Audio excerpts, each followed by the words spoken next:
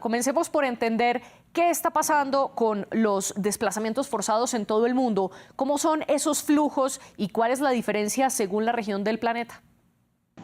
Bueno, por ejemplo, aquí en México tenemos todas las caras de la migración: expulsión, recepción, tránsito y desplazamiento forzoso. Justamente una de las caras que más ha incrementado en los últimos años es la del desplazamiento forzoso. Yo en este momento me encuentro en Chiapas, al sur de México, justamente la puerta de entrada a nuestro país, y justamente aquí hay mucho de ese desplazamiento. De hecho, también es ocasionado, o más bien ese desplazamiento es ocasionado por la ocupación de los dos de los principales cárteles criminales en este estado, en donde uno de ellos, principalmente el cártel Jalisco Nueva Generación, recluta de manera forzosa y violenta a muchos jóvenes, y eso ha hecho que se muevan de poblados enteros. También en Zacatecas, al norte del país, eso ha sucedido, y también vemos que muchos de los migrantes que pasan por México y transitan por nuestra región fueron también en su momento desplazados forzosos, de manera forzosa en sus países por,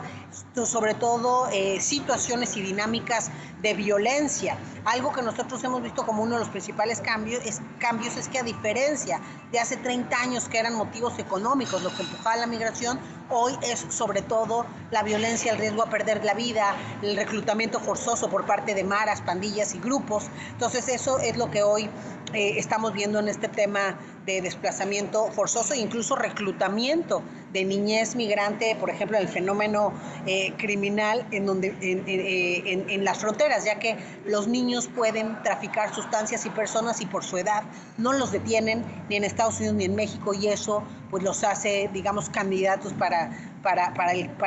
incurrir en varios ilícitos guiados por el crimen, pero por supuesto los pone también en todos los riesgos en su desarrollo cognitivo, conductual y personal. ¿Por qué se ven esas fallas en el sistema y, sobre todo, cómo se evidencian?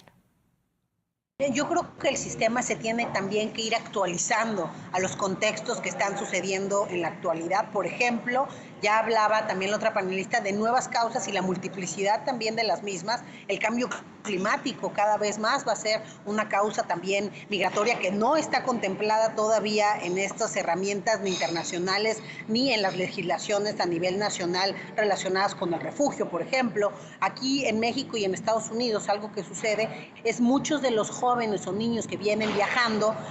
lo hacen por no querer ser reclutados por las maras, pandillas y grupos, y eso tampoco entra dentro del derecho, digamos, como una causa para otorgarle el refugio a esa persona. Entonces yo creo que hay una complejidad que se tiene que ir actualizando en el derecho, tanto a nivel internacional, en el marco jurídico internacional, como también a nivel país, dada la situación de muchas de estas personas que hoy viajan, y también entender que muchas de estas causas se mezclan. Tiene que ver lo económico también con el tema de violencia. También hoy nosotros vemos en la región, sobre todo en las Américas, pues mucha migración por temas políticos, por persecución, por situaciones complejas en países. De hecho, eso es lo que ha hecho que en los últimos años haya aumentado mucho la migración de Venezuela, de Haití, de Cuba, y ahí también el perfil de las personas cambia, ¿no? No necesariamente es el migrante con situaciones muy precarias en términos educativos, etcétera, que veíamos antes, sino incluso gente muy bien formada que ya está también viajando pidiendo el refugio en otros países. El principal país de destino sin duda es Estados Unidos, pero también en el camino ha ido cambiando la dinámica. Tan solo México teníamos cerca de 5,000 solicitudes de refugio hace 7 años y cerramos el año pasado con más de 140,000. Entonces también ha cambiado esta dinámica y esta cara migratoria, y creo que en razón de eso tenemos que entender estas nuevas causas que empujan a las personas a migrar e incorporarlas también pues en esa reflexión, primero en las políticas públicas y por supuesto en el marco legal, tanto a nivel nacional como internacional. Pero a pesar de que esas causas cada vez son más complejas y se mezclan, como usted lo dice, Eunice, ¿por qué cree que el sistema no se actualiza tan rápido para incluir, por ejemplo, a personas que se desplazan de sus territorios de origen por situaciones de cambio climático, como usted lo señaló, o por situaciones económicas? Bueno, porque finalmente los países, ahí también entra pues esa soberanía que tienen para dar o no el refugio con respecto a ciertas causas, pero creo que tendremos que empezar en muchos de estos casos a modificar el marco internacional para luego incorporarlo en las legislaciones a nivel nacional y también entender que a veces incluso se violentan estos marcos internacionales. Actualmente Estados Unidos, con la acción ejecutiva que el presidente Biden firmó hace un par de semanas, está violentando los acuerdos que hizo Estados Unidos a nivel internacional en materia de refugio. Lo mismo hizo cuando negoció con México para que los solicitantes de refugio esperaran sus procesos del lado mexicano. Entonces, todo eso va en contraviene los principios internacionales del refugio, incluso también las leyes estadounidenses al respecto, y aún así lo hacen ante esta pues soberanía, y creo yo, ante mucho se involucra el tema político, la verdad, el tema político electoral. Actualmente en Estados Unidos sin duda está al centro del debate el tema migratorio. Hoy es una de las tres principales preocupaciones del electorado estadounidense, y eso ha empujado a que los candidatos pues estén hablando justamente de proteger, de cerrar, de deportar en la frontera a muchos y muchas migrantes, y creo que los republicanos también han jugado mucho con ese discurso, y eso también va cambiando las políticas y acciones y decisiones de los países, particularmente de Estados Unidos, pero creo que se puede traspolar al mundo. Estamos viendo cómo la Unión Europea recientemente hizo cambios importantes en materia migratoria, muy restrictivos, lo hizo también Inglaterra, y vemos ya también a nivel local, Italia, etcétera, cómo empiezan a tomar ciertas decisiones, y eso también implica cambios en las dinámicas. En México hemos visto un incremento del 15% de llegadas de personas de África, y eso tiene que ver también con estas otras decisiones de la región en Europa. ¿En qué condiciones entonces llegan estos desplazados a países donde no necesariamente hay un desarrollo económico robusto? Bueno, yo creo que la situación en la que llegan estas personas pues es compleja, porque además en muchos de los países de los que estamos hablando no hay ni siquiera las condiciones adecuadas para la gente de esos países. Entonces el tema de los refugiados, por supuesto, se vuelve más complejo. Sin embargo, creo que si los países logran adaptar ciertos modelos, por ejemplo, que sean seguros, ordenados, humanos y productivos, se pueden hacer algunas cuestiones muy interesantes. El caso, por ejemplo, México básicamente es un lugar de tránsito hacia Estados Unidos, que es el país que realmente les interesa llegar. Sin embargo, se han organizado algunos pilotos interesantes por parte del ACNUR, de la agencia justamente el alto comisionado de Naciones Unidas para el Refugio, para también conectar la oferta con la demanda en términos de empleabilidad. Y bueno, los impuestos que estas personas refugiadas han pagado tan solo en un año, pues significan 4 veces el presupuesto de la Comisión Mexicana para el Refugio. Entonces,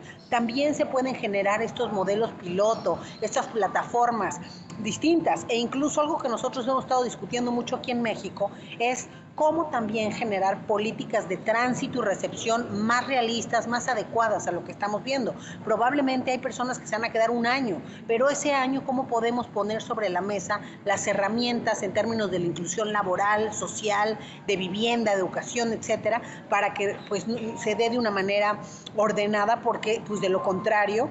empieza a ver, y también influye mucho estas políticas, pues otra vez estadounidenses, que es al país al que quieren llegar, porque mientras no tengan la cita del CBP-1, por ejemplo, para poder pedir esta visa o refugio,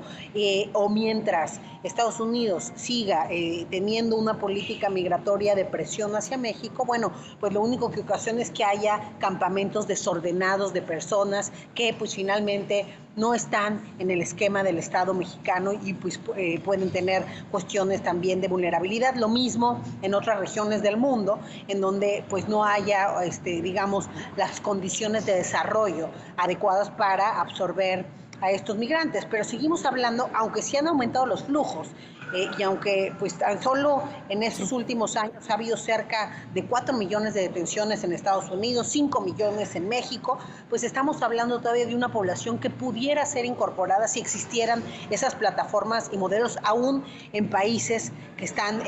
digamos, no en las condiciones más óptimas. Pero creo que lo más importante en este realismo es entender que los migrantes a donde quieren llegar, pues es a países como Estados Unidos, es a países europeos también, en el caso, por ejemplo, de África, ¿no? O de otras naciones. También cada vez más vemos desplazamientos de las Américas hacia Europa, pero como tú bien has dicho, pues cada vez se vuelve complejo este tema de Botswana, también muy lamentable desde Inglaterra, el tema de la Unión Europea, en fin, todo se está finalmente poniendo sobre mensajes, creo yo, antimigrantes, en lugar de buscar el cómo sí. Alemania tiene un modelo que más o menos se ha ido desarrollando para incorporarlos pues de manera más positiva. Eunice, y no en vano Estados Unidos. Bueno, yo creo que hay algunos elementos en distintas partes del mundo que han funcionado. Hablamos hace un momento del tema de Alemania, ¿no? Las políticas que ha implementado de acogida para las y los migrantes. Hay otras buenas prácticas como esta que hablamos del ACNUR, que se ha replicado en diversos países del mundo para la inclusión económica y productiva de las y los migrantes, pero sobre todo es poner sobre la mesa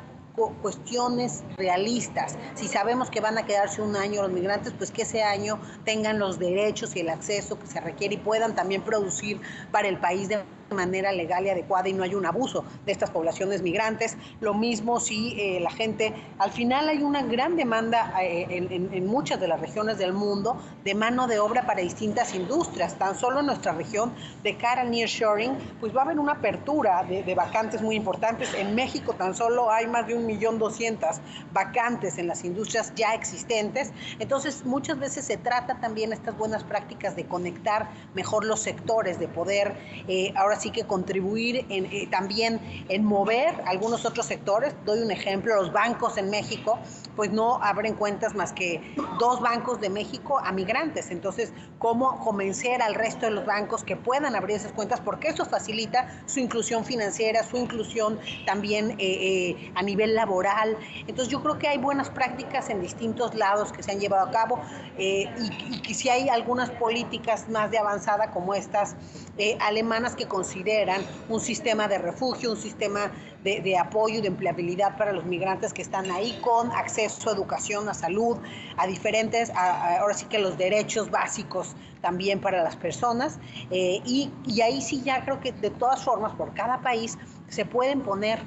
las bases según estas necesidades y según las instituciones que hayan, y hay forma de hacerlo en caso pues de que se organice, repito, de manera adecuada. Yo ya daba este pequeño ejemplo, cómo puede ser un ganar-ganar, o sea, al final del día, muchos o la gran mayoría de los migrantes están en una edad joven, en una edad laboral, en donde van a aportar, y lo que quieren ellos es simplemente poder vivir con más tranquilidad, y